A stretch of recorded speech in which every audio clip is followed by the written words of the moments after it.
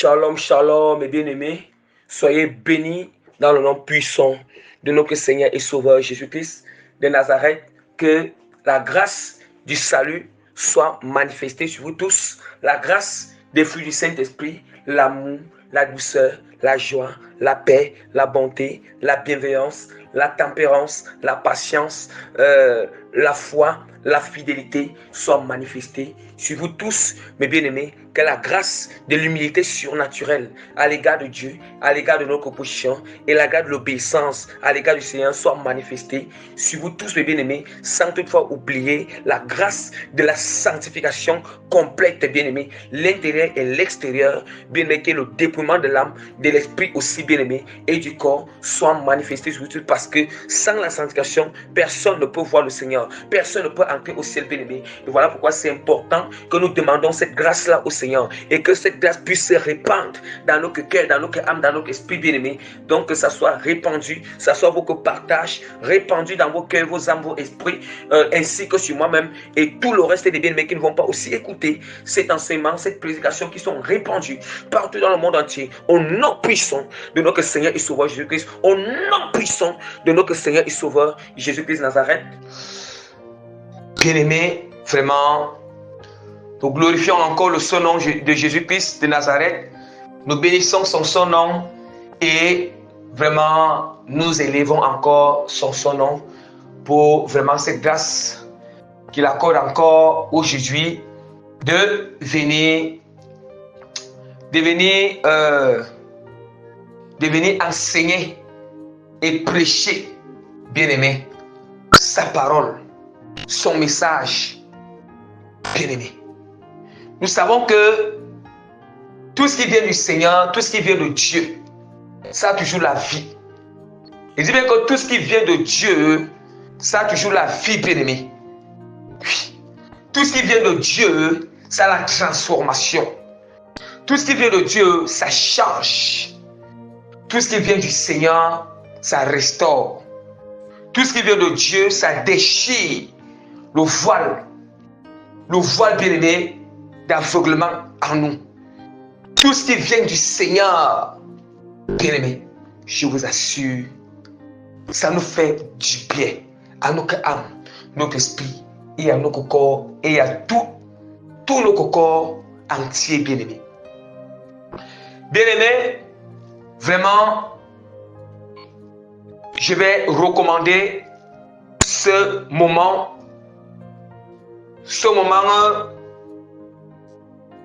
ce message, ce thème entre les mains du Seigneur, afin que Dieu lui-même vienne prendre total contrôle pendant ce moment. Vous voyez, ça c'est un moment, bien-aimé, un moment très fragile, très fragile, bien-aimé, très important et aussi fragile, bien-aimé. La prédication est comme si on portait l'œuf en main, bien-aimé. C'est comme si tu portais l'œuf en main. C'est qu'avec l'œuf est tellement fragile.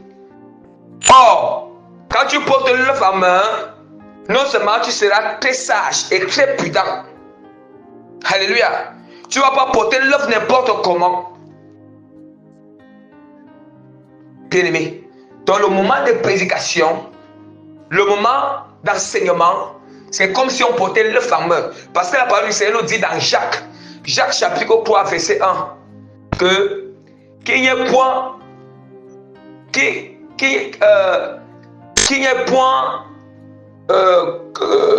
parmi vous plusieurs qui enseignent, parce que nous serons jugés sévèrement. C'est d'où maintenant l'enseignement ou la prédication, c'est comme si on portait l'œuf en main.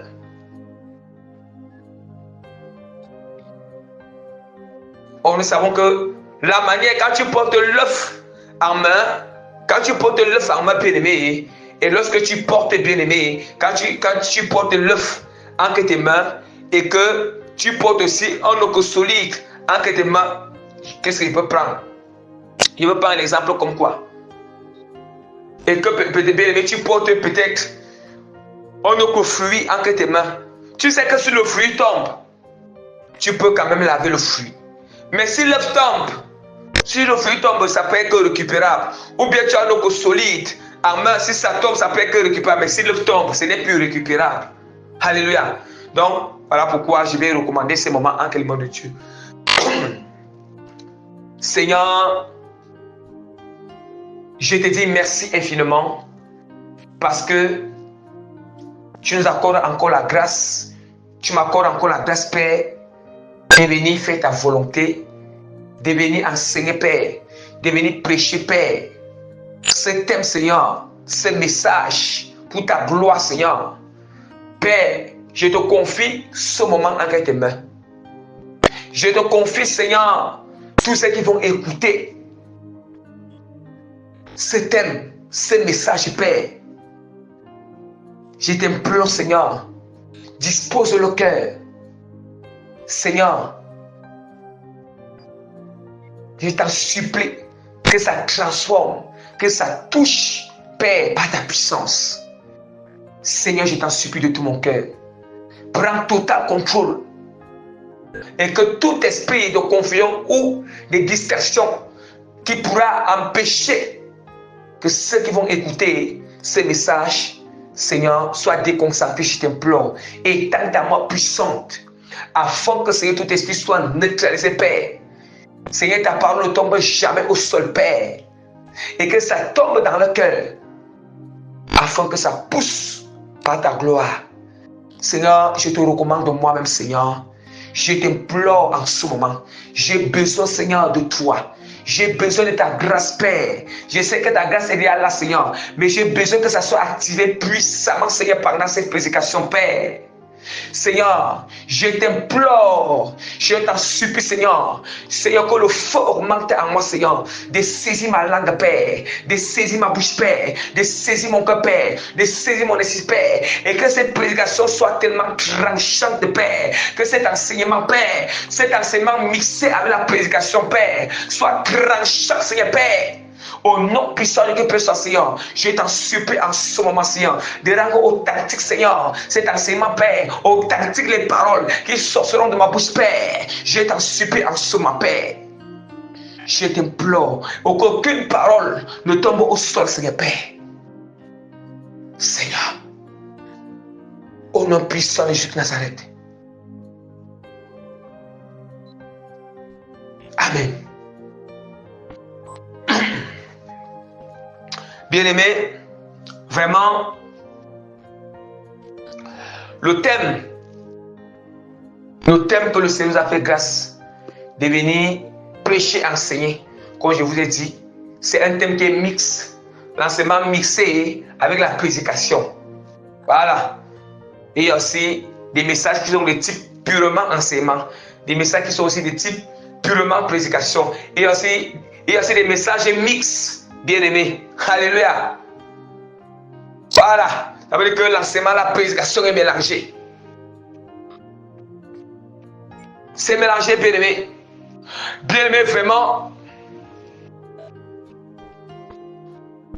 Le Seigneur nous accorde la grâce.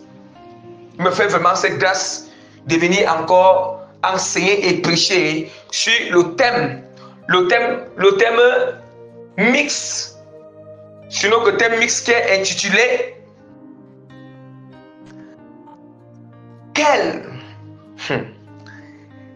Bien-aimé, notre thème mix qui est intitulé Bien-aimé, quelle gratitude remarquable et touchante.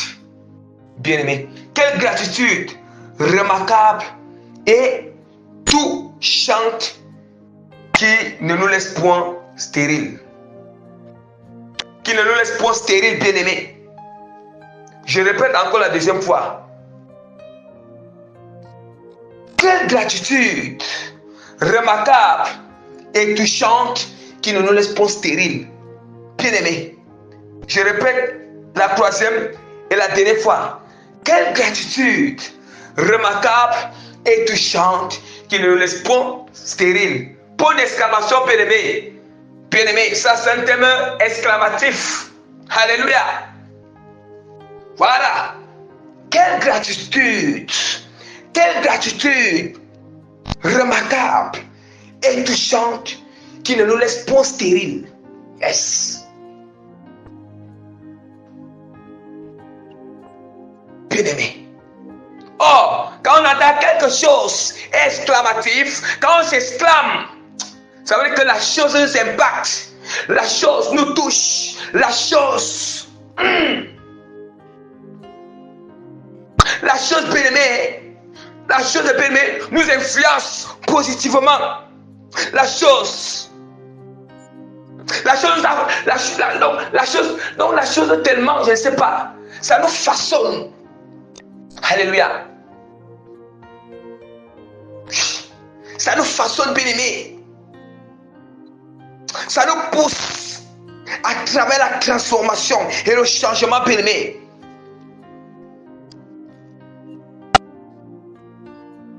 Ça nous fait prendre conscience. Alléluia. Ça nous fait prendre conscience. Bien-aimé. Pour introduire notre thème, il faut d'abord que nous parlons d'abord de la gratitude. Plusieurs parmi nous connaissent déjà ce qui signifie la gratitude. Mais cela n'empêche pas de rappeler. Nous savons que la gratitude, d'une manière simple, on ne va pas tirer de long à large. La gratitude, d'une manière simple, c'est la reconnaissance. La reconnaissance, c'est reconnaître. La gratitude, c'est de remercier. Les remerciements. La reconnaissance ou de reconnaître le bienfait. Reconnaître le bienfait. La gratitude, c'est toujours les remerciements ou remercier pour ce qu'on t'a fait du bien. Remercier une personne, remercier Dieu. Premièrement, remercier Dieu et remercier aussi une personne. Alléluia.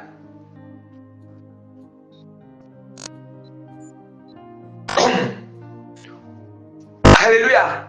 Bien-aimé. Oh, ici on nous parle une gratitude remarquable et touchante qui ne nous laisse point stériles. Qui ne nous laisse point stériles, bien-aimés. Or, une personne, nous savons que la stérilité nous fait mention. Nous fait mention à une non-fécondité, bien-aimée. Une non-fécondation, bien-aimée. Voilà. Quand tu es stérile, tu ne peux pas être féconde. Tu ne peux pas être féconde, bien-aimé. Être stérile, ça veut dire que la personne n'est pas fertile. Alléluia. Or, le thème nous prouve que ce genre de gratitude ne nous laisse point stériles. Ce genre de gratitude nous rend fécondes. Ce genre de gratitude nous rend fertilisants ou fertilisantes. Alléluia. Nous sommes en train d'introduire notre thème pour aller. Nous sommes en train d'introduire notre thème pour entrer au développement, bien-aimé. Pour entrer au développement. Bien-aimé. Bien-aimé, aujourd'hui là, nous devons connaître la profondeur de la gratitude. Bien-aimé, nous allons commencer avec, nous allons débuter, bien-aimé, avec nos grands A. Bien-aimé, il faut d'abord que j'annonce d'abord le sommet de ces thèmes. Ces thèmes, bien-aimé. Le grand A, c'est basé sur, bien-aimé, la gratitude à l'égard de Dieu. Vous voyez? La gratitude à l'égard de Dieu. Alléluia. Et maintenant, il y a le petit A qui sera des circonstances dans lesquelles nous devons rendre grâce à Dieu. Et petit A, des circonstances négatives. Et le petit 2 sera des circonstances positives. On doit dire merci à Dieu. Et le petit B, bien aimé, qui sera les différentes manières que nous pouvons rendre grâce ou exprimer notre gratitude à l'égard de Dieu. Et maintenant, le grand point encore, le grand point B, parce que nous avons deux grands points. Le grand point A où j'ai donné les petits sous-titres et le grand point B qui sera la gratitude à l'égard de nos prochains. Et nous allons enseigner rapidement, enseigner et en prêcher rapidement. Alléluia. Pour la gloire de Jésus-Christ de Nazareth. Bien, nous allons commencer avec le grand A, la gratitude. La gratitude à l'égard de Dieu. À l'égard de Dieu. Or, ici, il est question. Or, j'ai donné l'explication de la gratitude d'une manière générale. Maintenant, ici, il est question de remercier le Seigneur. Il est question d'exprimer notre reconnaissance à l'égard de Dieu pour tous ses bienfaits. Pour tous ses bienfaits. Ici, ça doit être c'est bien aimé. Je vous dis la vérité. Le remerciement doit venir au fond du cœur. On doit dire merci à Dieu. Cela doit venir le fond de notre cœur. Du fond de notre cœur, bien aimé. Pas de blague.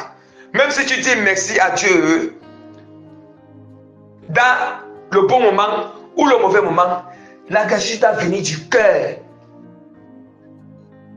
Parce que c'est le cœur que Dieu regarde. On ne doit pas exprimer une gratitude ou une reconnaissance qui est hypocrite à l'égard de Dieu. Ou bien une gratitude, une reconnaissance avec un cœur d'hypocrisie, de semblance devant l'Éternel. Dieu a un horreur. Dieu a un horreur lorsque ce qui sort de notre lèvres, ce n'est pas ce qui vient du cœur. Lorsque ce qui sort de notre lèvres, ça ne vient pas au fond du cœur. Dieu a un horreur. A un horreur de ces genres de choses, je vous assure. Ça, c'est comme si prendre Dieu comme un enfant. Ça, c'est comme si on veut se montrer grand, plus grand que Dieu. Plus grand que Dieu. Mais comment la créature peut se montrer plus grand que le Créateur? Hein? Dites-moi un peu. Comment? Alléluia. Bien-aimés, vraiment, nous allons, comme nous avons dit, le grand A qui est la gratitude à l'égard de Dieu. Commençons rapidement avec le petit A qui est des circonstances dans lesquelles nous devons rendre grâce à Dieu. Des circonstances dans lesquelles nous devons rendre grâce à Dieu. Or, nous savons déjà que lorsque nous parlons de ces circonstances, nous allons d'abord, c'est la parole de Dieu qui va nous démontrer, afin de sortir ces deux circonstances où j'avais déjà, annoncé pendant le sommet de nos thèmes. Bien aimés, nous allons voir que quand on parle des circonstances dans lesquelles nous devons rendre grâce à Dieu, c'est la parole de Dieu qui va nous prouver dans quelles circonstances nous devons rendre grâce à l'Éternel. Bien aimés, rapidement, nous allons ouvrir la parole de Dieu dans Éphésiens. Éphésiens chapitre 5, verset 20. Rendez continuellement grâce pour toutes choses à Dieu le Père, au nom du Seigneur Jésus-Christ. On va se lire rapidement 1 Thessaloniciens chapitre 5, verset 18. Rendez grâce en toutes choses, car c'est à vous que regarde la volonté de Dieu en Jésus-Christ. N'éteignez pas l'esprit. Écoutons très bien. Écoutons très bien, bien-aimés. Rendons grâce en toutes choses. Toutes choses qu'on nous parle ici. Or, quand on parle de toutes choses, il y a la chose bonne et la chose mauvaise aussi à l'intérieur. Quand on dit que la chose est mauvaise, il y a le bonheur dans toutes choses. Il y a aussi le malheur dans toutes choses. Alléluia.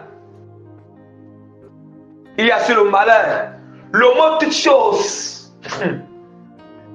Quand on essaie de décomposer le mot toute chose, les deux mots là, toute chose, bien aimé, ça parle beaucoup.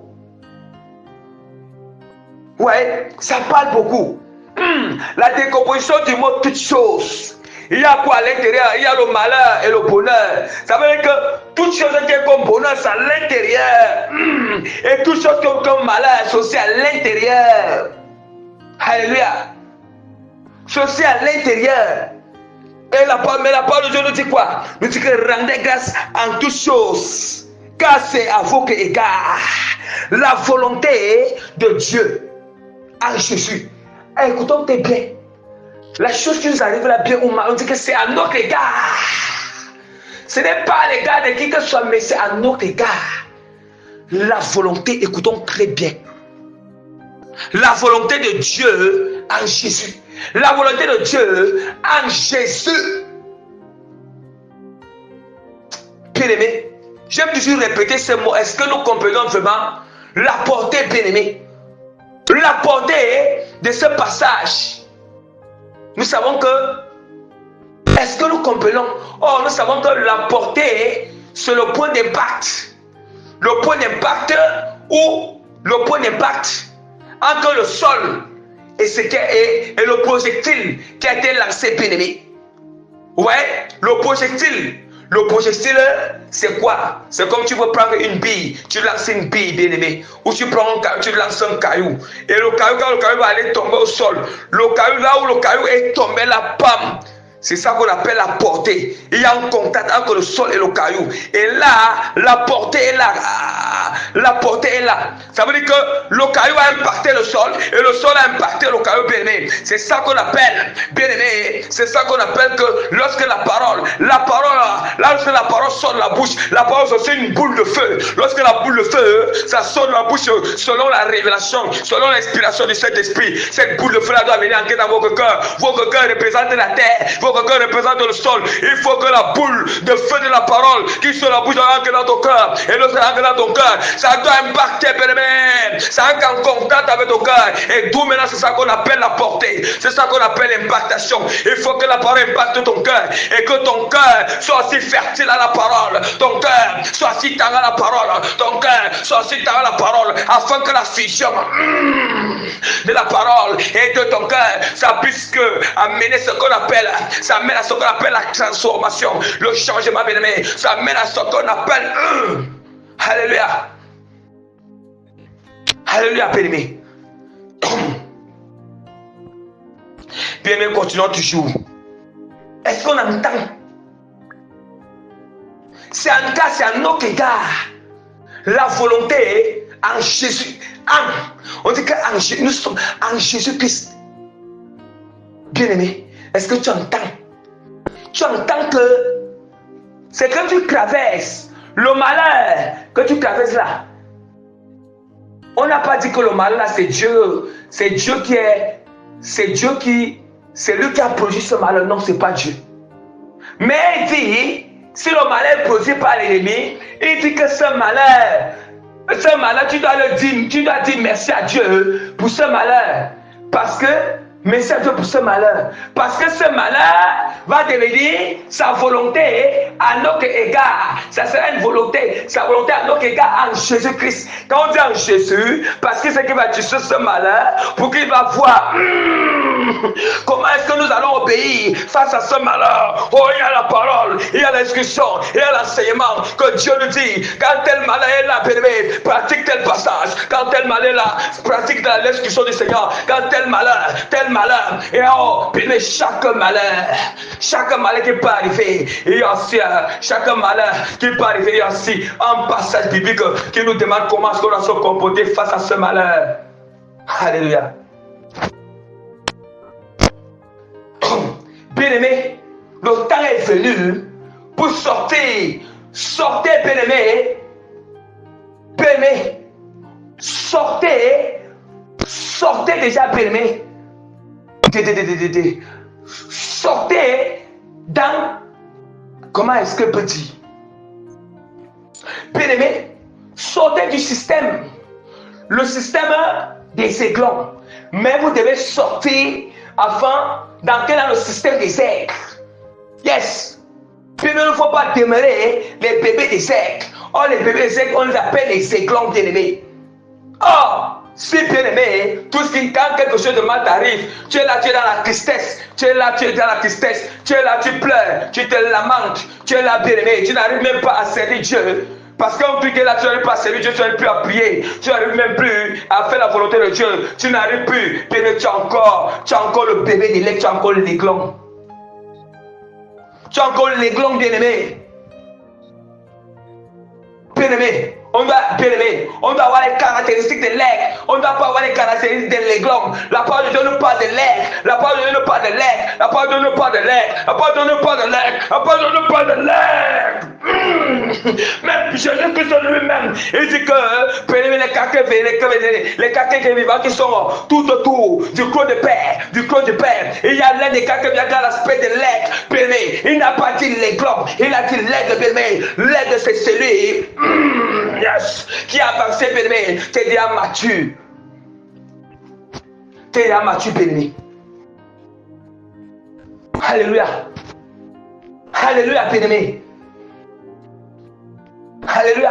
Bien-aimé, la parole de Dieu. Regardez ce que la parole de Dieu nous dit. La parole du Seigneur nous dit dans Colossiens 3. La parole de Dieu nous dit dans Colossiens. Colossiens chapitre 3. Colossiens, bien-aimé, passez-moi. Colossiens chapitre 3, verset 15. Que la paix de Christ, à laquelle vous avez été appelés pour former un seul corps, règne dans vos cœurs et soyez reconnaissants. Bien-aimé, vous comprenez ce qui peut faire que, je vais encore le relire l'autre passage, pour accompagner, pour sommer les deux passages à expliquer. Philippiens 4, verset 6 à 7. Ne vous inquiétez de rien, mais en toute chose, faites connaître vos besoins à Dieu par des prières et des supplications avec des actions de grâce.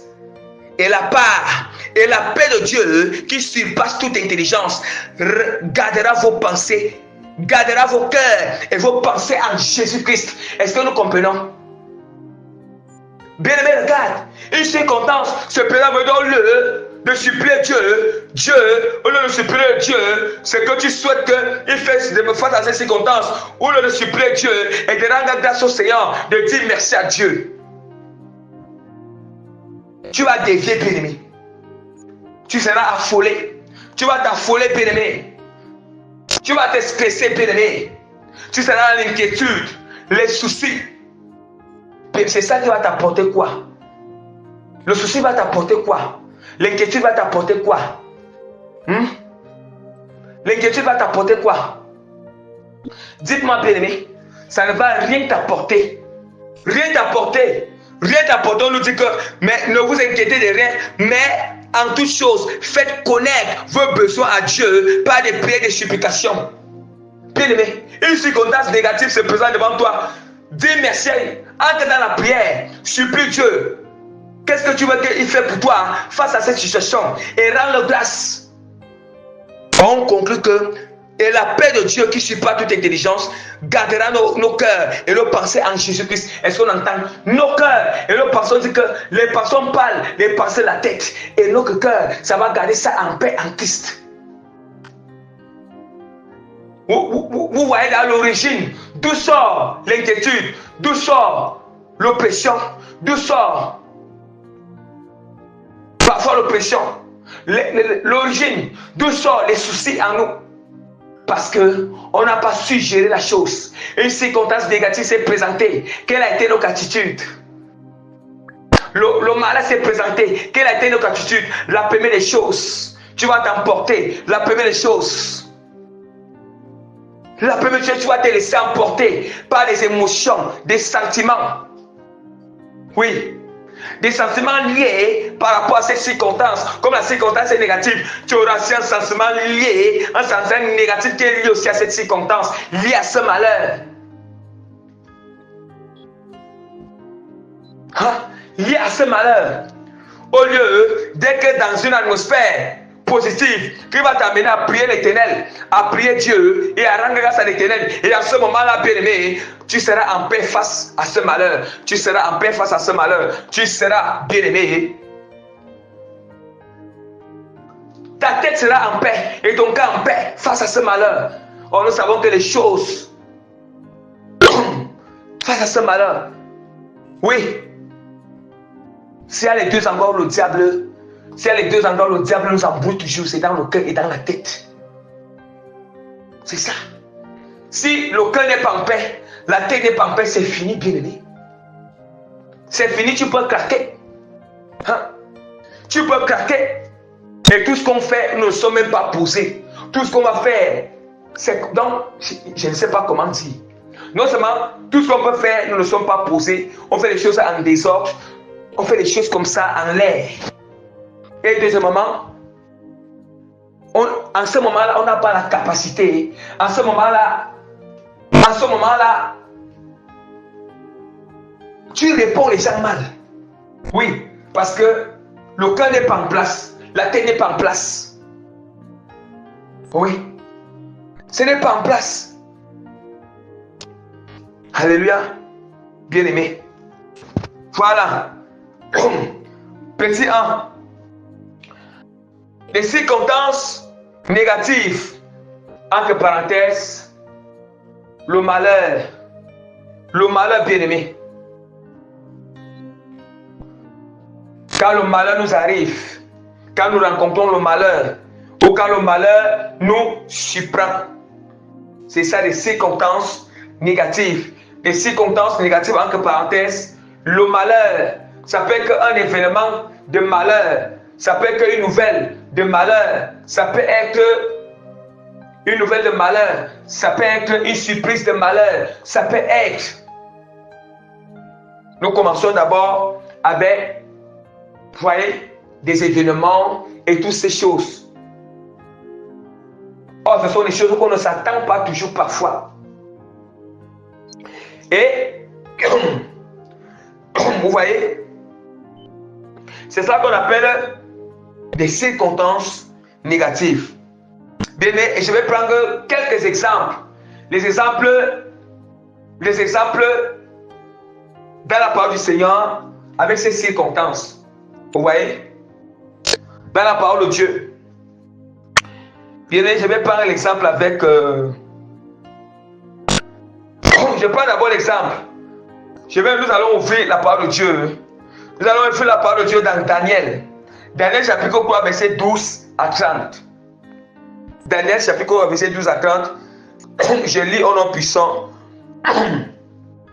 Je lis au nom puissant de Dieu. Or, il y a des Juifs à qui tu as remis l'intendance de la province de Babylone, Shadrach, Meshach et Abed-Nego, hommes qui ne tiennent aucun compte de toi, ô roi. Ils ne servent pas tes dieux. Ils n'adorent point la statue d'or que tu as élevée.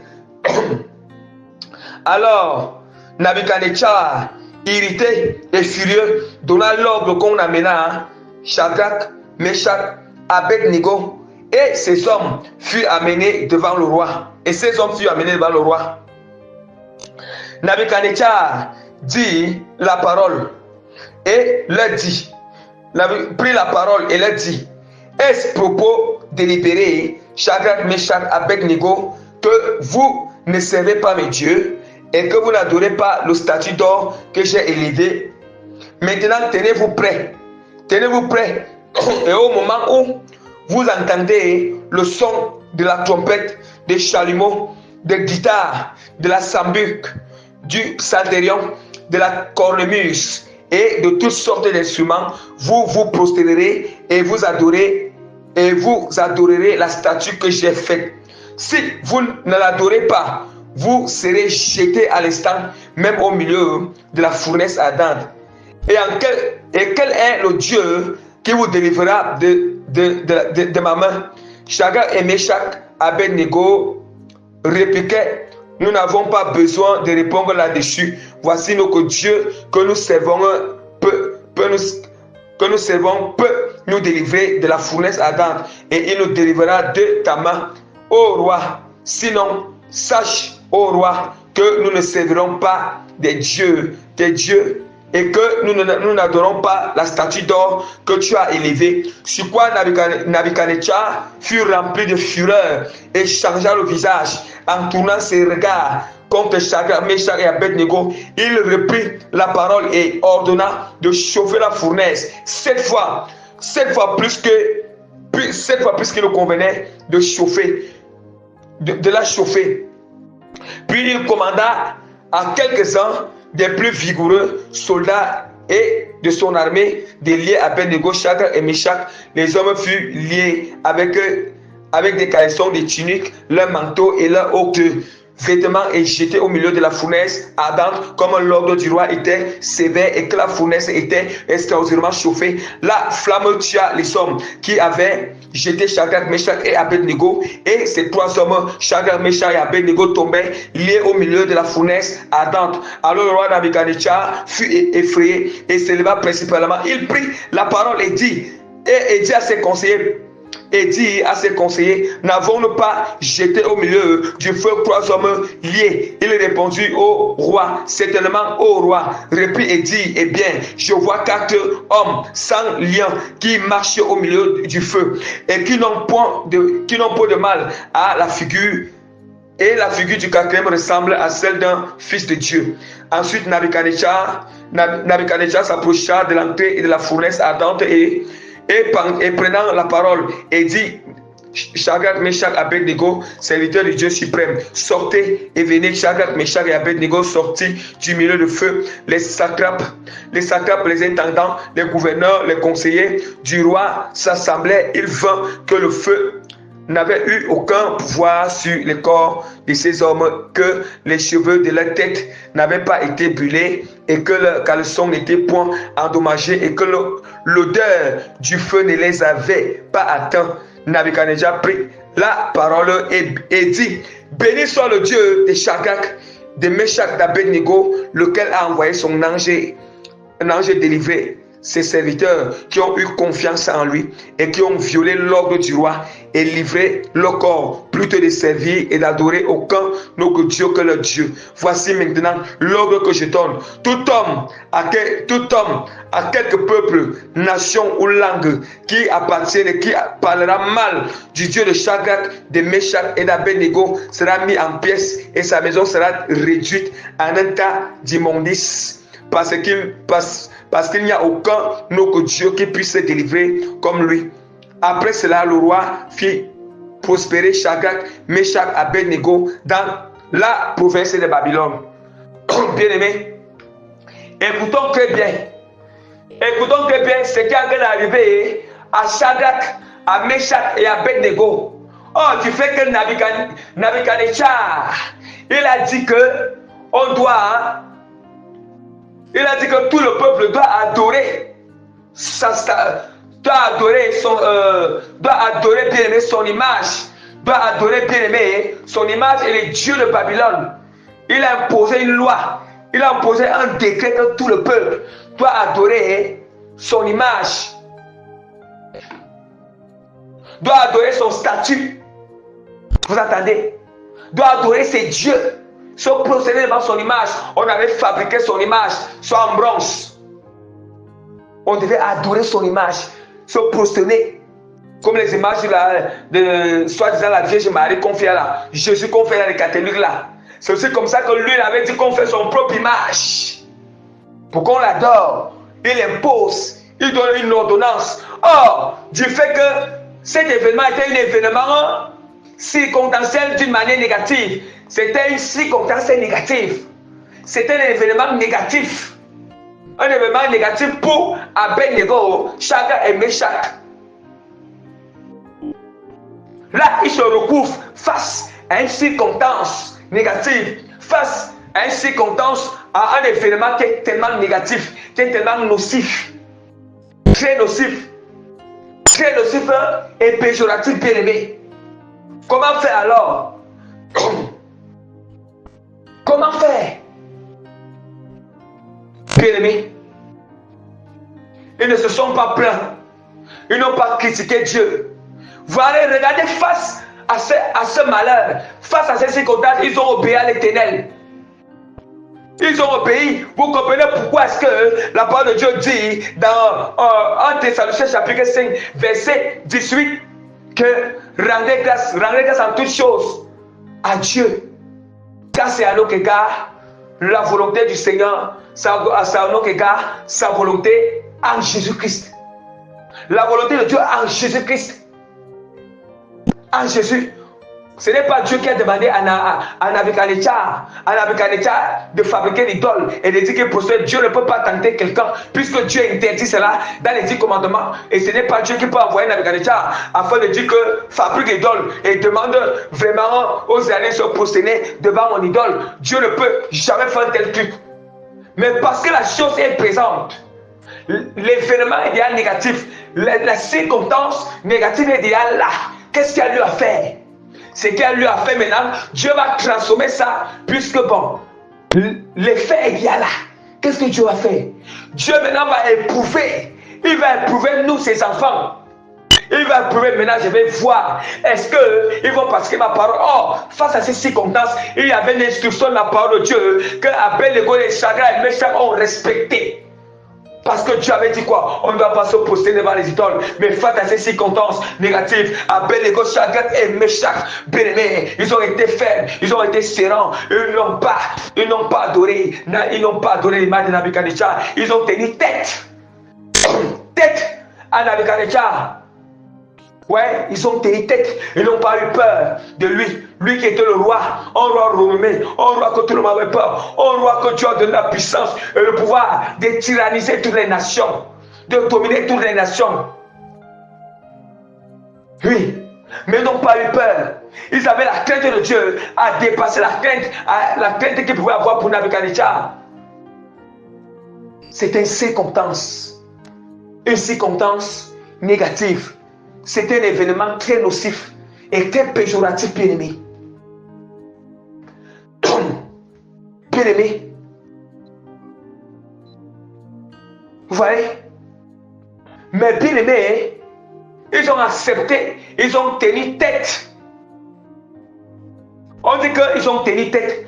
On les a jetés au fond, on dit que quoi? La parole dit que Nabuchodonosor a dit qu'on doit chauffer encore la fournaise 7 fois plus que ça ne chauffait. Entendons bien. Est-ce que vous connaissez le mystère qui est dans... En fait, le feu qu'on les a jetés là, c'est les épreuves que vous traversez, bien-aimés. Vous voyez? Quand l'épreuve ne vient pas comme vous entendez, quand l'épreuve, vous voyez que l'épreuve c'est quelque chose qui est négatif, l'épreuve c'est quelque chose qui est tellement... Ça ne part pas dans le sens que vous ne comprenez pas. Ça ne part pas dans le sens que vous n'attendez pas. Bien-aimé, le Seigneur est là en mesure de transformer tout en épreuve. Même là, lorsque le diable vient nous tenter, ce n'est pas Dieu qui va nous tenter. Quand le diable vient nous tenter, bien-aimé, Dieu maintenant va utiliser, Dieu maintenant va dire, ok, je vais profiter de l'occasion pour que ça soit une épreuve pour mon enfant. Oui, puisque le diable est venu te tenter. Bon là, Dieu va dire, ok. Parce que quand le diable vient nous tenter, on doit obéir à la parole de Dieu. Or, l'épreuve nous permet d'obéir à la parole de Dieu pour réussir. Le peuple nous permet de Dieu va voir si on va obéir sa parole pour réussir.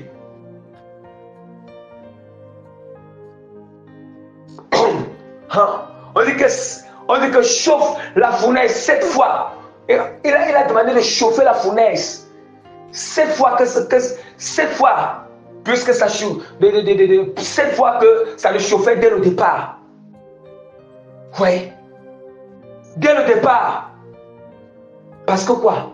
On dit que derrière, regardez maintenant, derrière cette circonstance, derrière cet événement négatif, parce que Abednego et Shadrach, ils ont obéi à la parole de Dieu. Regardez ce qui venait. Ça veut dire qu'ils devaient entrer dans les destinées, parce que Dieu les a appelés à gouverner aussi.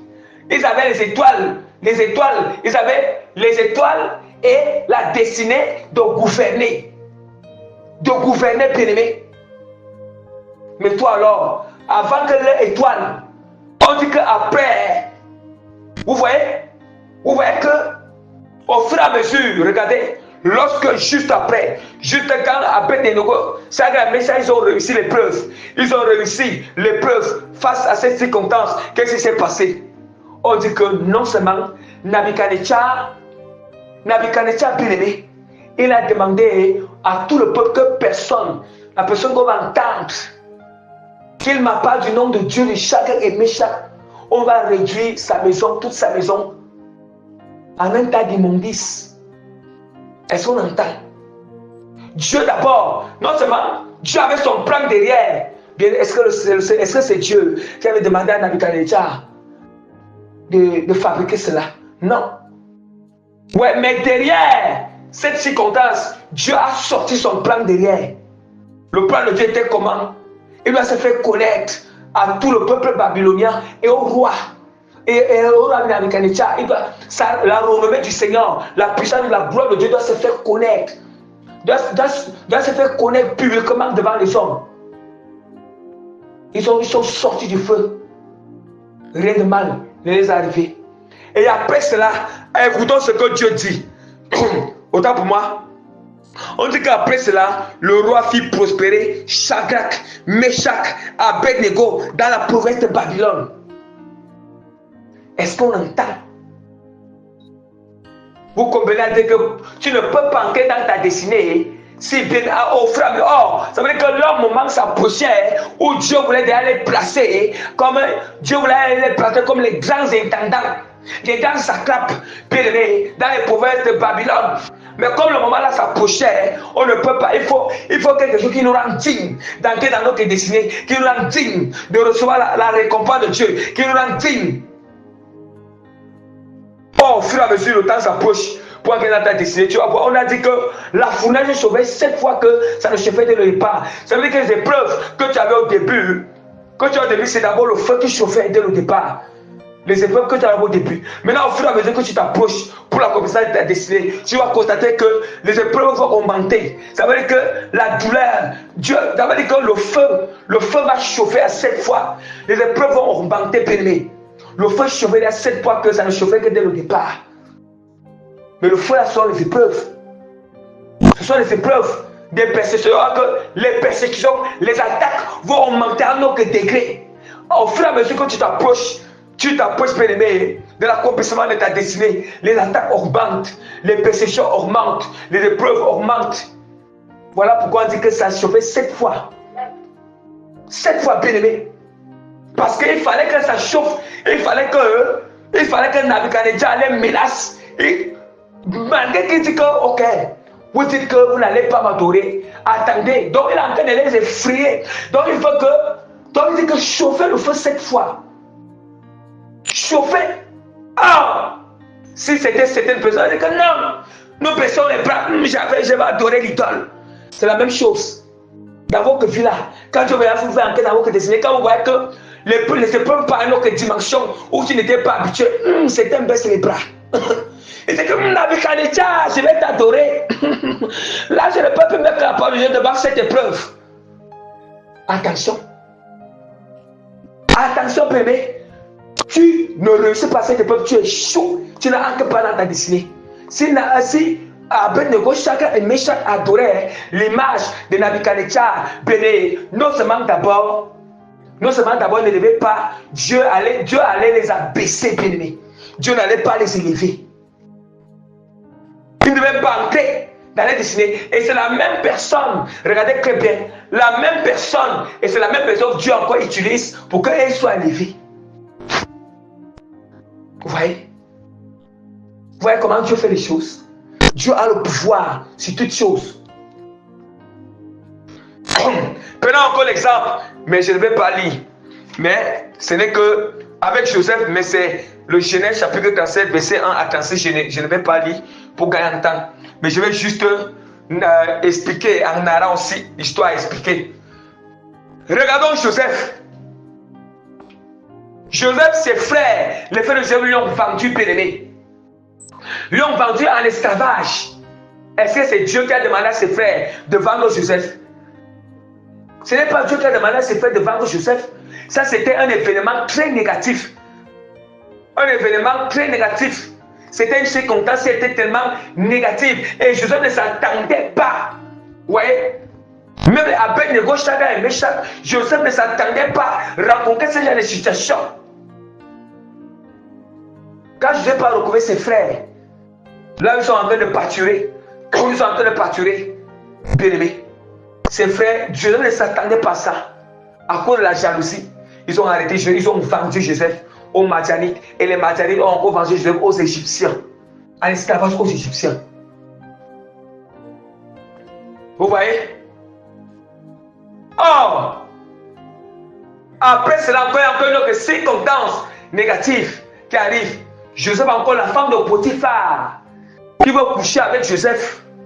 Bien-aimé, qui veut coucher avec Joseph. Et Joseph, bien-aimé, refuse. Joseph refuse de coucher avec elle. On dit que Joseph avait fui. Vous voyez? Imagine que la femme de Potiphar, il coince Joseph, bien-aimé, dans la maison. Joseph, le réflexe était de fuir seulement. Alléluia. Joseph avait fui, bien-aimé, la pris la fuite. Parce que Joseph savait que, ici là, si je restais quelques minutes là, je ne peux pas résister. Il faut que je fuis seulement. Ouais, pourquoi la parole de Dieu que fuir l'impudicité? Donc c'est pourquoi la parole de Dieu que fuir l'impudicité. Il est impossible. Il est possible de dire que je fuis l'impudicité. Mais je connais, mais je laisse que l'on doit fuir, on doit rester loin de tous ces genres de choses. Et nous allons voir que la femme de Potiphar avait arrêté Joseph sur l'habit et un morceau d'habit Joseph était resté. Et c'est sur ça qu'il accuse Joseph à tort, qu'il a voulu coucher avec elle. Vous voyez encore? Vous voyez encore une circonstance négative qui arrive. Joseph se retrouve en prison. Mais face à cela, Joseph obéissait à Dieu. Joseph obéissait à Dieu. Joseph n'a pas critiqué Dieu. Joseph continue à rendre grâce à Dieu. On l'a jeté en prison. Il continue à rendre grâce à l'Éternel. Regardez comment l'esclavage, les circonstances négatives qui s'est passé, l'événement négatif qui s'est passé, ses frères l'ont vendu. Et la femme de Potiphar l'a encore accusé à tort, qu'il a essayé de coucher avec elle par force, ou de la violenter, ou de la violer. Et elle avait aussi des fausses preuves. Elle avait quand même l'habit de Joseph en main. Et du coup, c'est sur ça qu'elle s'appuyait. Mais c'était une accusation à tort. À tort, bien-aimé. Et voilà comment Joseph se trouve en prison. Voilà encore une autre circonstance. Un autre événement négatif se trouve en prison. Il n'a rien fait parce qu'il obéit à Dieu. Regardez, après tout ce qu'est-ce qui est venu, c'est l'élévation, bien-aimé. Si Joseph ne partait pas en prison, d'où est-ce que Joseph allait rencontrer, bien-aimé, le panetier et les chansons de Pharaon qu'on est venu jeter en prison? Il a interprété les rêves. Vous voyez comment Dieu fait? Oh, ce n'est pas Dieu qui avait demandé à la femme de Potiphar, va coucher avec Joseph, jamais. Ce n'est pas Dieu qui avait dit à ses frères, va Joseph en Égypte, jamais. Mais le Seigneur a utilisé ça comme une épreuve pour Joseph. Il a utilisé ça comme une épreuve. Dieu a changé cette tentation en épreuve pour Joseph. Quand on dit que la tentation c'est lorsque le diable vient tenter, mais lorsque la tentation est là, l'effet de la tentation est là, c'est là où Dieu utilise ça comme épreuve. Mais tant que l'effet n'est pas encore là, Dieu, ce n'est pas Dieu qui est là. Mais une fois que l'effet de la tentation, le diable a déjà produit la tentation, c'est déjà là. L'effet est déjà là. Dieu maintenant va profiter d'utiliser cet effet, que ça soit comme une épreuve. L'effet c'est quoi? L'effet était déjà que la femme de Potiphar avait accoissé Joseph à la maison. Au point où elle a arrêté la vie de Joseph. L'effet était là. Là maintenant Dieu utilise ça comme une épreuve. Comment est-ce que Joseph va faire? Joseph aussi, il a récité la parole de Dieu. Il a fui, bien-aimé. Il a fui, il n'a pas accepté. Vous voyez? Regardez comment, mais Joseph continue à rendre grâce au Seigneur. Mais c'est pour vous dire. C'est pour que, en fait, ça nous enseigne quelque chose que lorsqu'on va entrer dans notre destinée, lorsque Dieu veut accomplir notre destinée, Dieu veut nous élever, bien aimé, on doit se préparer en esprit. Sachons qu'il y a certaines choses majeures, qui sont tellement nocives, parce qu'il y a certains malheurs. Le malheur que Dieu va permettre, le diable va rapporter certains malheurs. Et c'est par là où le Seigneur, c'est par là où Dieu va transformer ça comme une épreuve pour nous. Si nous réussissons, c'est par ce moment-là que, bien-aimé, nous entrons dans nos destinées. C'est à ce moment-là, bien-aimé, que vraiment le Seigneur nous élève. Dieu nous fait entrer dans nos destinées. Bien-aimé, vous voyez? Et c'est voilà pourquoi Dieu nous prévient qu'on doit lui rendre grâce en toutes choses. Mais si, bien-aimé, la chose est présente, si la chose est présente devant toi, bien-aimé, regardez très bien. Regardez, si bien-aimé, la circonstance s'est présentée, et là, tu te retrouves victime. Tu es toujours, tu te lamentes, tu pleures.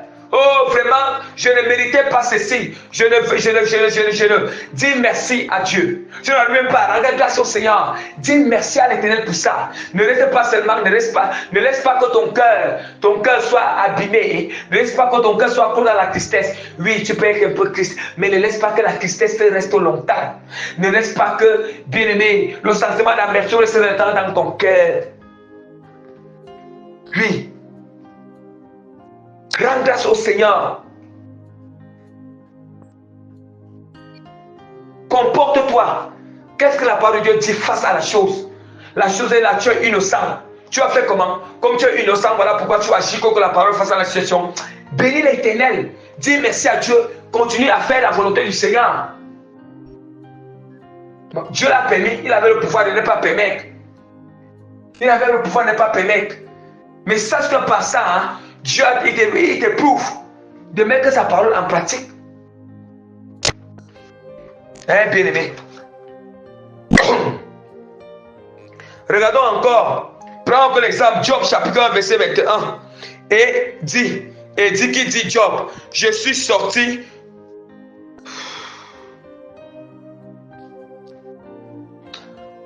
Bien-aimé. Vraiment. Job chapitre 2, verset 9 à 10. Sa femme lui dit, tu demeures ferme dans ton intégrité, maudis Dieu et meurs. Mais Job lui répondit, tu parles comme une femme insensée. Quoi? Nous ne recevons de Dieu le bien et nous ne recevions pas aussi le mal. Et tout cela, Job ne pécha point par ses lèvres. Or, le Seigneur, malgré que le mal est arrivé, le mal qui était arrivé à Job, Job a dit que Job a béni l'Éternel. Job, on n'a pas dit qu'il a béni l'Éternel, dit que l'Éternel a donné la repris. Et Job avait béni l'Éternel. Oh, béni l'Éternel, c'est rendre grâce au Seigneur. Est-ce qu'on entend? Face à ce genre de situation, vous voyez, et la situation a persisté là, sa femme lui dit que maudit Dieu, comme Job avait d'abord béni Dieu. Parce que la première circonstance qui arrive, les premières nouvelles qui arrivent d'abord, quand on envoie Dieu, où on tue ses enfants, on tue ses brebis, le diable tue ses enfants, il tue ses brebis et tout ça. Job, il avait béni le Seigneur. Sa femme a constaté que Job avait béni Dieu. Maintenant, la deuxième circonstance, c'est toujours, le deuxième malheur qui vient, c'est que maintenant, le diable a frappé Job, où Job, la lèpre a rempli Job. La lèpre a rempli Job. C'est à ce moment-là que, dans ce deuxième malheur, la femme de Job dit à Job que maudit l'Éternel. Tu demeures dans ton intégrité. Il dit que tu demeures ferme dans ton intégrité. Maudit Dieu. Vous entendez? Tu demeures ferme dans ton intégrité. Maudit Dieu. C'est ça que sa femme lui dit. Vous voyez? Vous voyez comment face à ce malheur, face à cette circonstance, Job a continué à bénir Dieu. Job a continué à rendre grâce à Dieu. Job est demeuré ferme dans l'intégrité. Il est demeuré ferme dans l'intégrité. On a dit qu'il ne péchait pas contre l'Éternel. Alléluia. Il ne péchait pas contre l'Éternel. Bien-aimé, ce n'est pas parce que tu vas rencontrer un malheur, une gestion compliquée, où tu vas aller rencontrer dans la fornication, bien-aimé.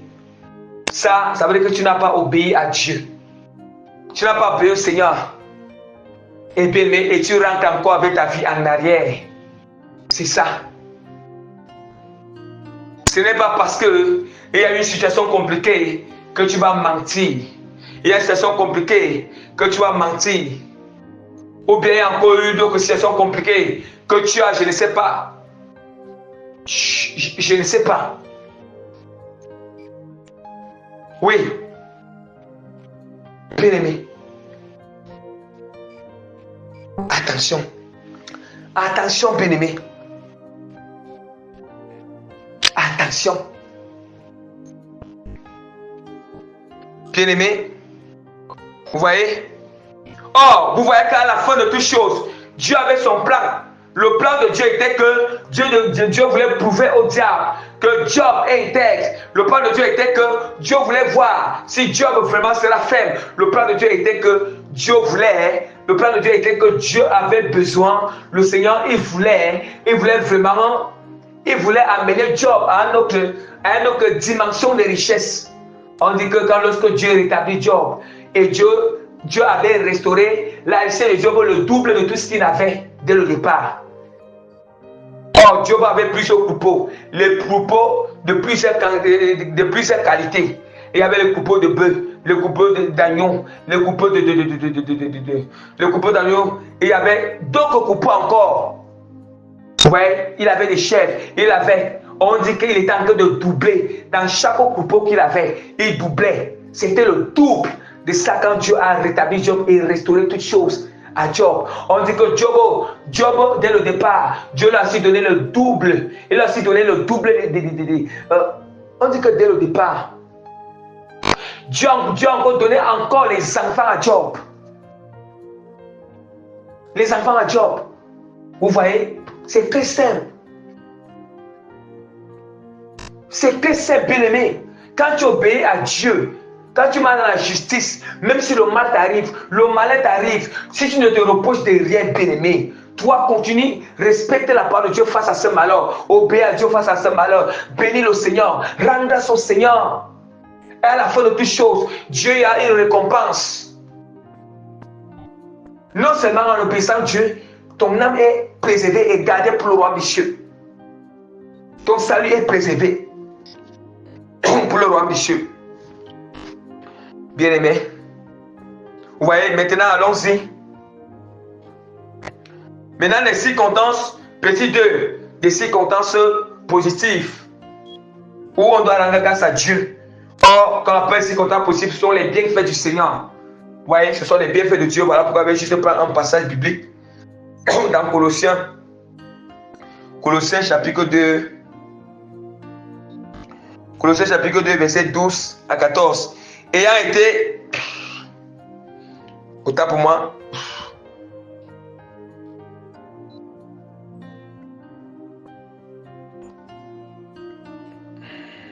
ok. Ayant été enseveli par lui, par le baptême, vous êtes aussi ressuscités en lui, avec lui, par la foi et en la puissance de Dieu, qu'il a ressuscité des morts, vous qui étiez morts par vos offenses. Bien-aimé, vraiment j'ai confondu vraiment le passage. C'est pas ce passage biblique, mais ce que nous allons faire, c'est que, bien-aimé, nous allons continuer avec, nous savons que avec toujours l'enseignement. Donc, nous allons rendre grâce au Seigneur aux circonstances, des circonstances positives. On appelle ça sont des bienfaits où nous devons rendre grâce à Dieu. Les bienfaits du Seigneur. Or, là, il est question que tout ce que Dieu te fait du bien, on rend grâce à Dieu pour cela. Or, dans le petit 1, c'était de rendre grâce à Dieu. Tout ce que Dieu a laissé, il a permis que le diable nous fasse du mal. Le diable nous fasse du mal. Dieu a permis que le diable nous fasse souffrir.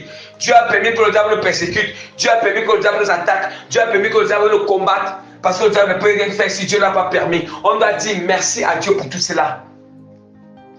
Dites merci à Dieu pour tout ce qu'il a permis au diable de faire dans ton passé. Dis merci à l'Éternel. Vous voyez, ce sont des choses. Quand vous ne dites pas merci à Dieu pour ces genre de choses, c'est ça qu'il faut que vous n'avez pas la paix dans vos cœurs, la paix dans vos têtes. Il faut dire merci à Dieu. Le merci là signifie quoi? Le merci là signifie que parce que Dieu a un plan derrière. C'est là. Tu vois, il y a le plan que Dieu a derrière. Tu as la confiance, la foi sur le plan de bonheur que Dieu a derrière ça. Parce que Dieu va changer ces circonstances négatives en une circonstance positive. Dieu va changer les ténèbres en lumière. Alléluia. C'est pour ça que tu dis merci à Dieu. Hein? C'est pour ça que tu dis merci à Dieu parce que tu vois comment tu ne dis pas merci à Dieu parce que la chose qui t'arrive du mal, ce n'est pas parce que tu ne dis pas merci à Dieu parce que ça t'impacte négativement. Tu dis merci à Dieu parce que tu vois qu'il va changer le négatif en positif. Il va changer ces circonstances négatives en une circonstance positive. Il va changer ces ténèbres en lumière. Tu vois la gloire du Seigneur devant, la gloire de Dieu devant, la gloire de Dieu devant. Voilà pourquoi tu dis merci à l'Éternel. Voilà pourquoi tu gardes la foi à l'Éternel. Alléluia. C'est ça, bien-aimé. C'est ça, bien-aimé.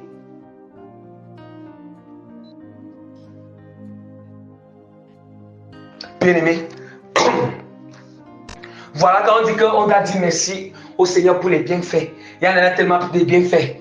On peut dire merci à Dieu pour le sacrifice que Jésus-Christ a accompli à la croix pour nos péchés. On peut dire merci au Seigneur pour le souffle de vie qu'il nous donne. On peut dire merci à Dieu vraiment pour le pain quotidien qu'il nous donne, pour l'eau à boire tout d'accord chaque jour. On peut dire merci au Seigneur vraiment parce qu'il nous protège chaque jour. On peut dire merci à Dieu parce que vraiment il nous accorde la grâce. Et nous vraiment, on peut dire merci au Seigneur parce qu'il accorde l'humilité. On peut dire merci à Dieu parce qu'il exauce en nos prières. On peut dire merci à Dieu parce qu'il accomplit une prophétie dans notre vie. On peut dire merci. Ça, ce sont les bienfaits. C'est Dieu qui a l'origine de ces choses. C'est lui-même, c'est la main de Dieu même. C'est la main de Dieu même qui provoque cela. C'est la main de Dieu même qui accomplit cela. C'est la main de Dieu même qui provoque toutes ces choses, ces événements positifs. Alléluia. Donc, on doit aussi dire merci à Dieu pour cela. Bien aimé. Maintenant, nous allons passer maintenant sur le petit B. Les différentes manières que nous pouvons rendre grâce ou exprimer notre gratitude à l'égard de Dieu. Premièrement, quand on parle rendre grâce au Seigneur, comme je vous ai enseigné sur le mystère du corps, de l'âme et de l'esprit. La même manière, écoutons très bien. Voilà pourquoi j'avais pris soin d'enseigner sur le mystère du corps, de l'âme et de l'esprit. Et d'enseigner encore sur le corps céleste, les deux enseignements qui partent ensemble. Quand j'enseigne sur le mystère du corps, de l'âme et de l'esprit, c'est pour que lorsque ça va permettre, lorsque j'explique cette chose, vous voulez mieux comprendre. Je vous avais dit que l'esprit est, quand on parle de l'esprit c'est la pensée. Quand on parle de l'âme, l'âme c'est l'âme qui proclame la parole. La parole c'est dans l'âme. C'est l'âme, ouais, c'est l'âme. L'âme qui, la parole se couvre dans l'âme. Vous voyez, la pensée se couvre dans l'esprit. Et la parole qui sort de notre bouche, c'est l'âme, ça sort dans l'âme, bien aimé. Et maintenant, nous parlons aussi l'acte. L'acte, c'est le corps physique. D'où maintenant j'avais enseigné sur le mystère du corps, de l'âme et de l'esprit. Or, pour dire merci, tout ce qu'on doit faire pour la volonté de Dieu, on doit commencer à le faire en pensée. Donc ça veut dire que l'esprit. Et puis maintenant, on doit le faire en parole. Et puis maintenant, on doit le faire en action ou en acte. Est-ce que nous comprenons? Et les différentes manières où je vais citer, où je vais mentionner comment est-ce qu'on rend grâce au Seigneur, comment dire merci à Dieu. On doit faire, nous devons dire merci à Dieu sur tous ces éléments en pensée, en parole et en acte, parce que Dieu n'est pas fou. Pourquoi il nous a créés avec 3 éléments? Il nous a créés avec l'esprit, avec l'âme et le corps. Ça veut dire que les 3 éléments doivent rendre grâce à l'Éternel. On ne doit pas seulement rendre grâce à l'Éternel, seulement sur l'esprit et l'âme. Mais le corps ne rend pas grâce au Seigneur. Le corps, c'est l'action. C'est le corps qui fait l'acte, bien-aimé.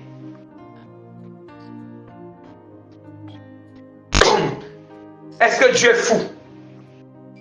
Mais Dieu, il pouvait créer seulement l'homme seulement l'âme et l'esprit, pas le corps. Même la parole de Dieu nous dit dans Romains qu'on doit, bien aimé, nous devons donner, nous devons sacrifier. La parole de Dieu nous dit, j'ai déjà oublié ce passage-là. Le passage biblique Ou même le Seigneur dit que on doit donc nos cocons, et notre esprit doit être sanctifié. Tout notre être entièrement bien-aimé. Dieu parle la sanctification de l'esprit, du corps, de l'âme. Ça veut dire que s'il parle la sanctification de l'esprit, de l'âme et du corps, ça veut dire aussi que la manière de dire, la manière de rendre grâce au Seigneur, ça doit aussi être sur les trois niveaux. Tout ce qu'on peut faire, la manière d'exprimer notre gratitude à Dieu, ça doit être sur les trois éléments. Bien aimé, nous devons connaître, on doit connaître comment servir Dieu. Les gens servent le Seigneur, ne connaissent pas comment servir Dieu, bien aimé. Les gens adorent Dieu, mais ne savent pas comment adorer Dieu. Mais tout commence d'abord dans l'esprit. Dans l'esprit. Quand on parle du cœur, je vous dis que quand on parle du cœur, le cœur, il s'agit. Le cœur, quand on parle du cœur, le cœur, c'est quand même c'est l'organe physique interne du corps. Mais c'est là-bas que l'esprit et l'âme sont liés. Je vous avais dit, le cordon d'argent est branché au cœur, branché aussi à l'âme et l'esprit. Alléluia. C'est ça qui connecte le cœur, puisque le cœur, ça veut dire que le cœur est en même temps une partie physique et spirituelle. Et voilà pourquoi Dieu a permis que le cœur soit à l'intérieur du corps. On ne voit pas le cœur, mais le cœur en même temps physique, c'est aussi spirituel. Parce qu'aussi, la spiritualité est invisible. D'où maintenant Dieu a préféré mettre le cœur à l'intérieur du corps. Oui. Alléluia. Bébé, voici les différentes manières comment rendre grâce au Seigneur. Mais j'ai dit que dans ces différentes manières, on doit rendre grâce à Dieu en pensée, en parole et en acte. Il faut être complet. Puisque c'est lui qui nous a créés avec ces trois éléments. Et c'est à lui seul. Ces trois éléments doivent être en œuvre pour rendre grâce à l'Éternel. Pour dire merci à Dieu selon les différentes manières que je vais citer là tout à l'heure. Bien, mais comment on peut rendre grâce? Tu peux dire merci. Quand Dieu t'a fait quelque chose de bien, que ce soit en mal ou en bien, comme je vous ai dit, que ce soit Dieu t'a fait du bien, ou bien il y a une circonstance négative qui t'est arrivée, quand tu rends grâce à Dieu, bien, mais tu peux louer Dieu en disant merci. Tu peux commencer à louer, chanter le Seigneur en lui disant merci. Voilà une première manière. Deuxième manière, tu peux adorer le Seigneur. Les adorations qui sont comme tu peux adorer Dieu pour lui dire merci. Tu dis merci à Dieu en l'adorant. Vous voyez, nous voyons bien que quand tu loues Dieu, il faut d'abord que ton esprit soit disposé. Tu loues Dieu en pensée. Il faut d'abord que la pensée vienne. Avant que la parole va sortir de la bouche, il faut d'abord que les paroles vont venir dans la pensée. Et maintenant, après les paroles, l'inspiration vient dans l'esprit qui est la pensée. Les paroles vont sortir de la bouche pour louer Dieu. Et maintenant, tu seras en action. Tu seras en mouvement pour louer le Seigneur. Tu seras en train de danser ou en mouvement. Hein? Vous voyez que l'esprit, l'âme et le corps sont en action. L'esprit, l'âme et le corps sont en train de rendre grâce à l'Éternel. Dis merci à Dieu à travers, par la première manière qui est la louange ou l'adoration. On peut aussi rendre grâce au Seigneur en faisant des prières d'action de grâce. Tout ça se passe en pensée, en parole et en acte. Or, quand il dit que pensée, c'est l'esprit, parole, c'est l'âme, acte, c'est le corps physique. Alléluia. La vie de sanctification. Voilà les manières, les différentes manières pour dire merci, pour être reconnaissant à l'égard de Dieu. Tout ce que Dieu te fait du bien là, tout ce que le Seigneur te fait du bien, c'est la seule manière qu'on peut dire merci à Dieu. C'est la seule manière qu'on peut être reconnaissant à l'égard de Dieu. C'est la seule manière qu'on peut exprimer la gratitude à l'égard du Seigneur.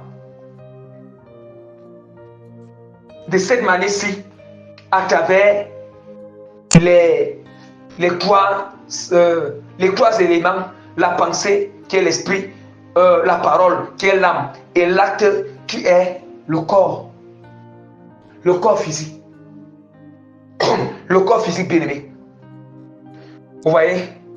Donc il faut avoir la vie de sanctification. Or, la vie de sanctification commence d'abord dans l'esprit. Il faut d'abord penser à ça. Il faut d'abord être dans l'esprit. Et puis maintenant, tu vas vivre cette vie. Et de temps en temps, quand tu vis la Bible sanctification, les paroles qui sont de la bouche, ce sont des paroles sanctifiées. Ce sont des paroles qui sont pures. Ce sont des paroles qui ne sont pas des paroles impures. C'est aussi une manière de dire, c'est une manière de reconnaissant à l'égard du Seigneur, des bienfaits de Dieu. Parce que Dieu t'a sorti du monde. Dieu t'a sorti dans certaines quand tu ne pouvais pas toi-même. Nous continuons. Notre manière de dire merci à Dieu, c'est renoncer totalement au monde et à tout. Renoncer totalement à tout. Tout ça, ce ne se passe pas toujours en pensée, en parole et en acte. Oui. Sacrifier ta propre vie pour Jésus-Christ. Tu dois sacrifier toute ta vie pour Jésus-Christ. Tout ça, c'est en pensée, en parole et en acte. Une vie d'obéissance. Or, l'obéissance commençait d'abord, c'est aussi en pensée, en parole et en acte. Parce que si dans l'esprit, tu obéis à Dieu dans l'esprit, tes paroles seront des paroles d'obéissance. Et tes actions seront des actions qui prouvent que tu obéis Dieu. On ne parle pas seulement l'obéissance dans la bouche, mais ça va se prouver par le corps, l'action, les actes. Voilà. Et que reconnaissant aussi, voici encore une autre manière de dire merci à Dieu, ou que reconnaissant à l'égard de Dieu, avec nos biens matériels. Oui. Et c'est là où certaines personnes s'arrêtent. D'autres personnes, ils ont la vie bien de sanctification. La vie de sanctification, ils louent bien le Seigneur, l'Esprit en vérité, sur les 3 éléments. Ils adorent bien Dieu. Ils prient bien le Seigneur. Il a la vie de sanctification. Il a renoncé à tout. Il a essayé de sacrifier pour le Seigneur. Il obéit Dieu. Mais, bien aimé, en ce qui concerne, remercier aussi Dieu par nos biens matériels. Certains biens sont calés à ce niveau. Or, on ne peut pas remercier Dieu par nos biens matériels si d'abord dans notre pensée, tout ça commence dans notre pensée, dans notre esprit. Nous pensons qu'on peut remercier Dieu avec nos biens matériels, on peut faire l'action de grâce avec notre corps physique. Si d'abord ce n'est pas dans notre pensée, s'il n'y a pas cette gratitude dans notre pensée là, pour remercier Dieu avec nos biens matériels, pour exprimer notre gratitude, notre reconnaissance. Et c'est ça qu'on appelle sur l'action de grâce. Ouais. Par contre, quand quelqu'un travaille, vraiment, comme c'est Dieu qui m'a donné cette force de travailler, je reconnais que c'est Dieu qui m'a donné le travail. Tu vois, tu as déjà dit merci à Dieu dans la prière pour ça. Je reconnais que c'est Dieu. Je dis merci à Dieu parce que c'est lui qui m'a donné le travail. Je dis merci à Dieu parce que c'est lui qui me donne la force de travailler. Ça veut dire que je l'ai dit merci en esprit et en parole. Maintenant, il faut aussi le dire merci avec le corps physique. Le corps physique, c'est quoi? C'est de lui faire l'action de grâce physiquement aussi. Voilà, c'est comme ça, bien aimé. Dieu nous a créés avec 3 éléments. Les 3 éléments-là doivent obéir à Dieu, doivent honorer Dieu. Honorer Dieu. Voilà, ça doit honorer Dieu. Vous voyez un peu? Donc, bien aimé, voilà, nous allons maintenant terminer avec le grand B. Le grand B, maintenant, c'est un peu comme la deuxième partie de notre thème, parce que la première partie, c'était la gratitude à l'égard de Dieu. Maintenant, le grand B, c'est la deuxième partie, la gratitude à l'égard de nos prochains. On va terminer avec le grand B. Et là, il n'y a pas beaucoup de choses à faire. La gratitude à l'égard de nos prochains. Bien aimé, nous allons d'abord ouvrir la parole du Seigneur dans 1 Samuel chapitre 20. Parce que ici, je vais d'abord essayer un peu de parler de quoi est-ce qu'il s'agit. Nous allons voir que David ici, il avait fait alliance avec Jonathan. Et Jonathan lui avait sauvé de la mort entre les mains de son père. Et maintenant, en retour, David exprime la gratitude à l'égard de Jonathan. Et David aussi exprime aussi la gratitude. Il exprime la gratitude à l'égard de Jonathan. Je vais d'abord ouvrir la parole de Dieu rapidement dans 1 Samuel chapitre 20, verset 13. Verset 13 à 23.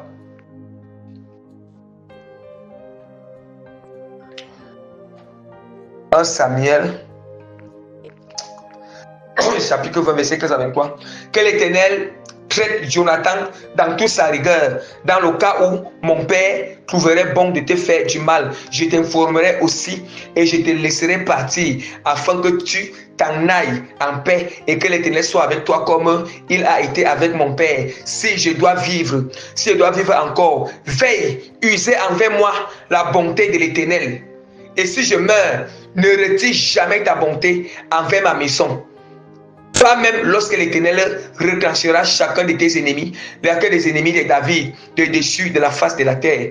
Car Jonathan a fait l'alliance avec la maison de David, que l'Éternel tire vengeance des ennemis de David. Jonathan protesta encore auprès de David de son affection pour lui, car il l'aimait comme son âme. Jonathan lui dit, c'est demain la nouvelle lune. On remarquera ton ensemble, car ta place sera vide. Tu descendras le 3e jour jusqu'au fond du lieu où tu t'étais caché le jour de l'affaire, et tu resteras près de la pierre des ailes. Je tirerai 3 flèches du côté de la pierre, comme si je visais un but.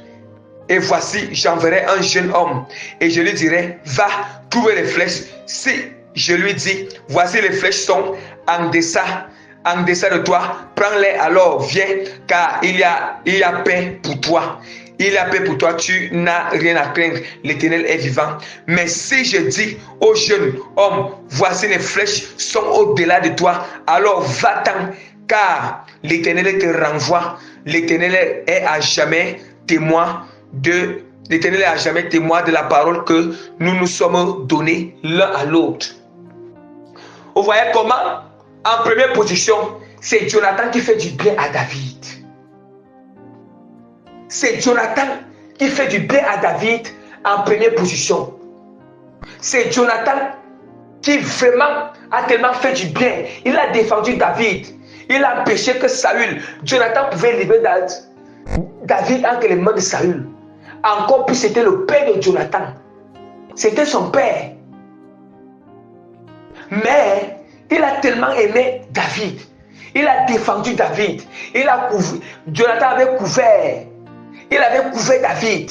Il avait caché David. Il avait fait du bien à David. Et Jonathan lui dit que souviens-toi. Et maintenant, voici maintenant, ici nous sommes dans 2 Samuel, chapitre 9, verset 1 à 13. Là, ici, dans 2 Samuel, chapitre 9, 1, verset 1 à 13, Jonathan est mort depuis longtemps. Là, c'est David qui règne déjà. C'est David qui règne déjà. On nous dit que 2 Samuel, chapitre 9, 1, David a dit, reste-t-il encore? Les choses sont là passées depuis longtemps. Et là, Dieu a déjà élevé David. David a les richesses, la gloire de Dieu rayonne dans la vie de David. Parce qu'à l'époque là, à l'époque où Jonathan avait sauvé David, David n'était encore qu'un simple soldat. Il était là quand même, mais il était un simple soldat. Dieu ne l'avait pas encore élevé. Son temps d'élévation n'était pas encore là. Il devait encore traverser les étapes avec le Seigneur. Il était sans défense. Vous voyez? L'époque où David n'avait rien, l'époque où David était pauvre, l'époque où David. Mais voici maintenant dans 2 Samuel chapitre 9 verset 13. Là, Dieu a déjà élevé David. David est déjà tellement très riche. 2 Samuel chapitre 9, David a dit, reste-t-il, là il a quelques souvenirs, reste-t-il encore quelqu'un de la maison de Saül pour que je lui fasse du bien à cause de Jonathan? Jonathan est déjà mort depuis longtemps.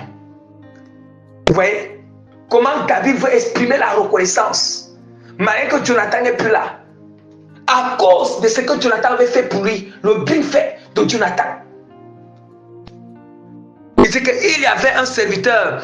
Il dit que David dit, reste-t-il encore quelqu'un de la maison de Saül pour que je lui fasse du bien à cause de Jonathan? Ce n'est pas à cause de Saül, mais c'est à cause de Jonathan. Est-ce qu'on entend?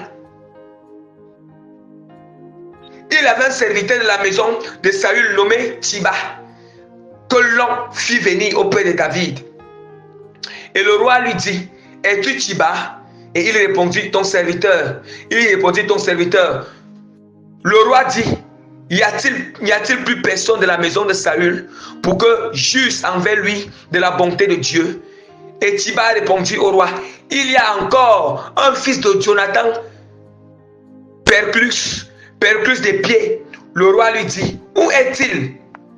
Et Tchiba répondit au roi, il est dans la maison de Maki, fils d'Amiel, à Lodébar. Le roi David l'envoya chercher dans la maison de Maki, fils d'Amiel, à Lodébar. Et Mephibosheth, fils de Jonathan, fils de Saül, vint auprès de David, tomba sur sa face et se prosterna. David dit, Mephibosheth. Et il répondit, voici ton serviteur. David lui dit, ne crains point, car je vais te faire du bien à cause de Jonathan, ton père. Je te rendrai toutes les terres de Saül, ton père, et tu mangeras toujours à ma table. Je te rendrai toutes les terres de Saül, ton père, et tu mangeras toujours à ma table. Toujours à ma table. Et il se prosterna et dit, qu'est-ce ton serviteur pour que tu regardes un chien mort tel que moi? Ça c'est Mephibosheth, le fils de Jonathan, qui dit comme ça à David. Le roi appela Tchiba, serviteur de Saül. Il lui dit, je te donne au fils de ton maître, tout ce qui appartenait à Saül et à toute sa maison. Tu cultiveras pour lui les terres.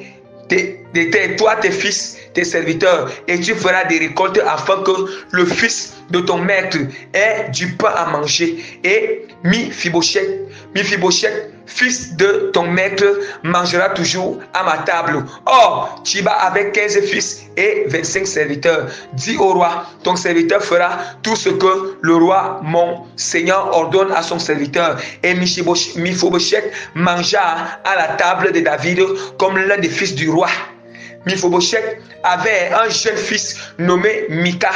Et tous ceux qui demeuraient dans la maison de Tchiba étaient serviteurs de Mephibosheth. Mephibosheth habitait à Jérusalem, car il mangeait toujours à la table du roi et il était boiteux des 2 pieds.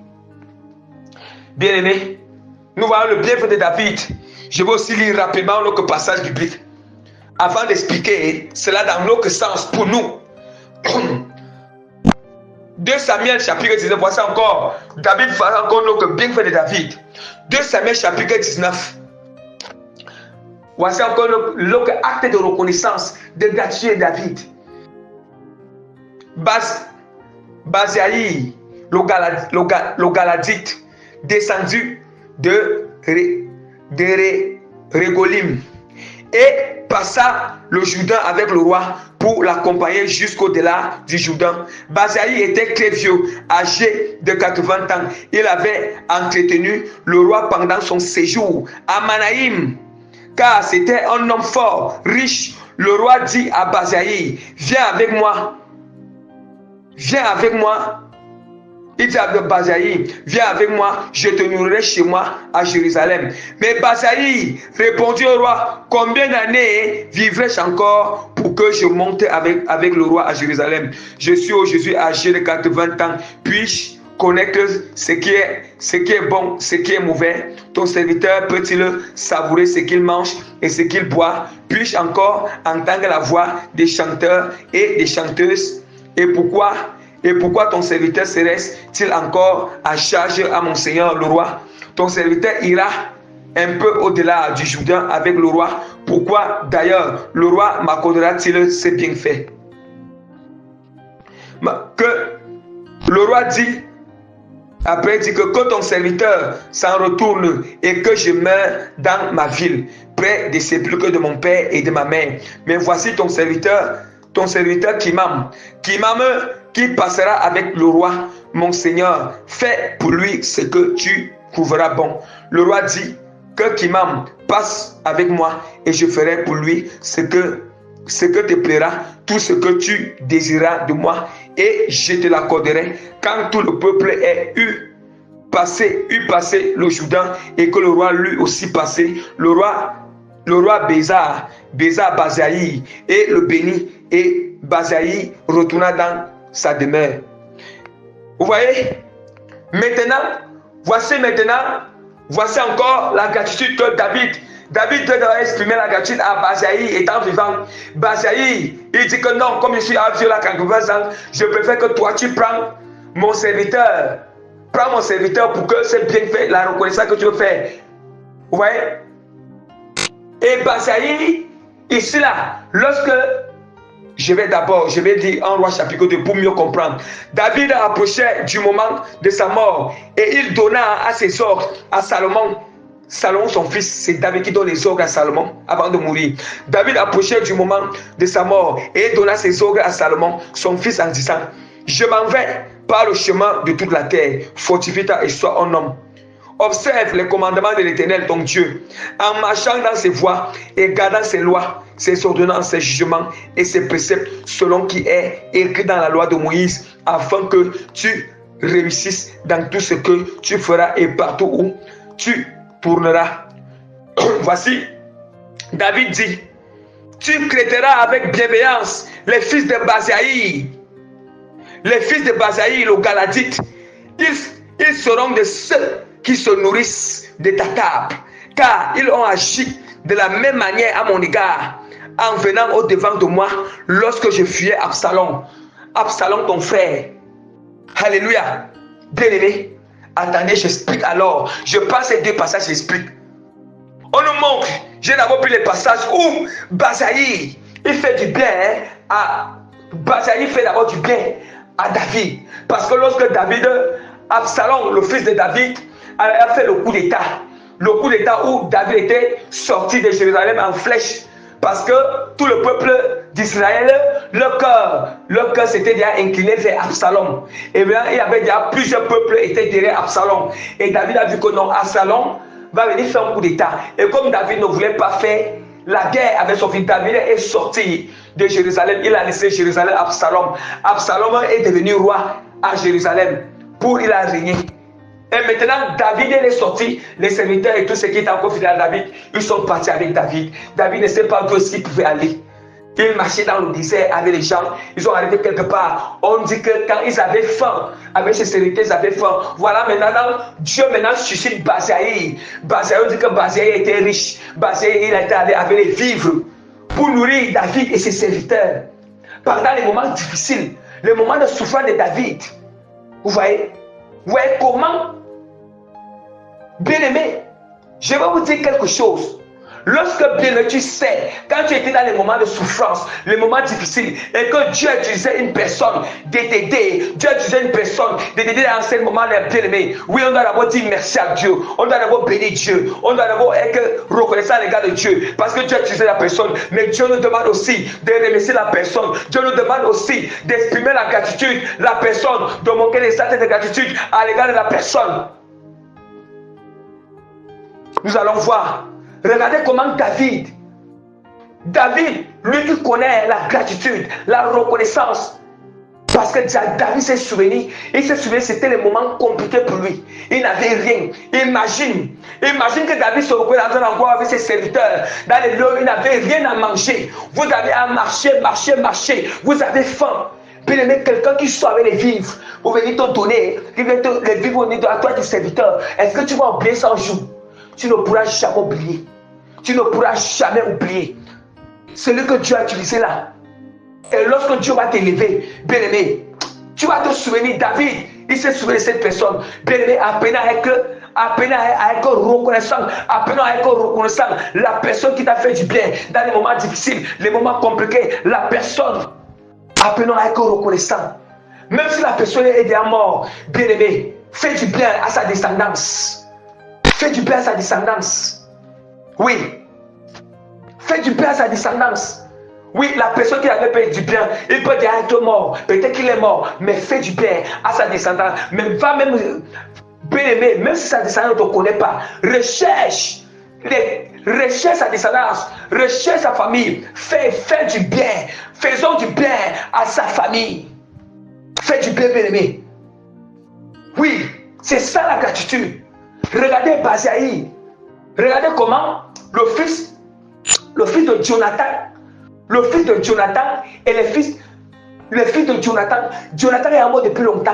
Mais regardez comment la gratitude, la reconnaissance que Dieu exprime, l'acte de gratitude et de reconnaissance que le Seigneur exprime à l'égard de Jonathan qui est mort, en donnant tout les terres.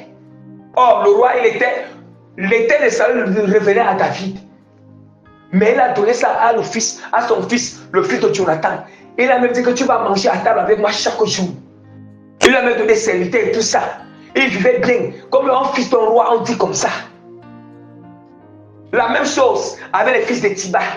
Oh, le fils de Tiba était la génération de Salomon. Parce que Tiba et David étaient la même génération. Et là, Tiba est à mort. Et là aussi, David est en train de mourir. David laisse des instructions maintenant à Salomon que il faut faire du bien au fils de Tiba. Il dit à Salomon que parce que lorsque ton frère Absalom me poursuivait, Tiba il est sorti avec les vivres pour nous nourrir. Moi et mes serviteurs et moi. Hein? Vous voyez comment David laisse la parole à Salomon. Mais même parfois je vous assure, même parfois quand ça arrive, si ça arrive que tu n'as pas exprimé cette gratitude et que tu es en train de mourir et qu'il y a 5 moyens qu'on peut exprimer, laisse permettre, il faut laisse la parole à ton fils, reste faire du bien à tel. Oui, même comme ça peut même te sauver. Hein? Reste faire du bien à tel bien-aimé. Vous voyez? Mais quand même, David de son vivant, il a commencé à exprimer la gratitude à l'égard de Basaï. De Basaï bien-aimé. Regardez, David s'est souvenu comment.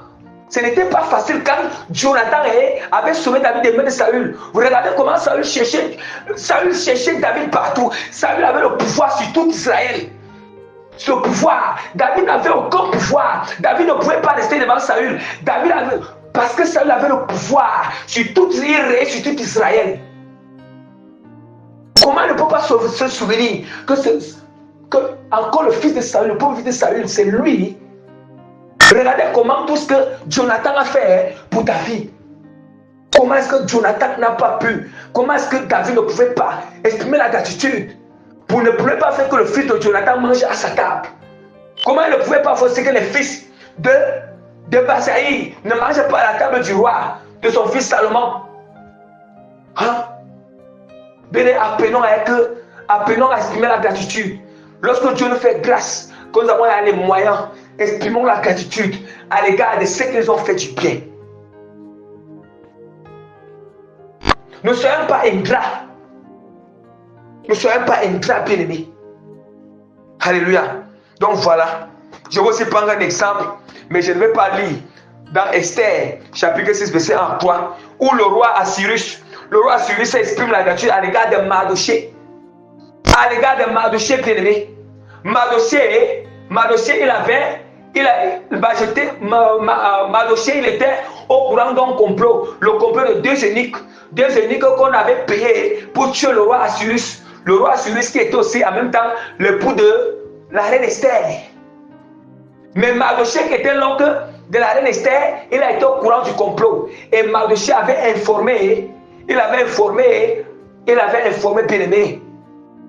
Il avait informé aux gens qui sont ensemble avec le roi. Il avait informé ça à sa fille, sa nièce Esther. Et maintenant, la reine Esther, il avait fait que il avait vu les gardes, on a empêché la mort du roi. On a inscrit cela dans les annales. Et un jour, le roi était en train de lire, c'était une nuit. Il lisait les annales, ça faisait depuis longtemps. Il a dit dans les annales que Mardoché a essayé. C'est Mardoché avait annulé un complot, avait compté un complot pour que ça ne... On devait un complot qu'on devait le tuer. Le roi a été émerveillé. Et le roi a demandé, il a demandé Mardoché. Le roi bien-aimé, il a exprimé la gratitude à Cyrus. Il a exprimé la gratitude à l'égard de Mardoché. Or, nous allons voir qu'à la fin de toutes choses, Aman, l'Agagite, qui était juste l'intendant, du roi. Il était l'intendant du roi. Parce que quand il y avait le roi, il y avait les princes, ils sont près du roi. Il ne suffisait pas forcément que ce soit ses fils, mais les princes qui sont auprès du roi. Voilà, quand le roi n'est pas là, c'est eux qui remplacent. Il était ce premier prince auprès du roi. Aman.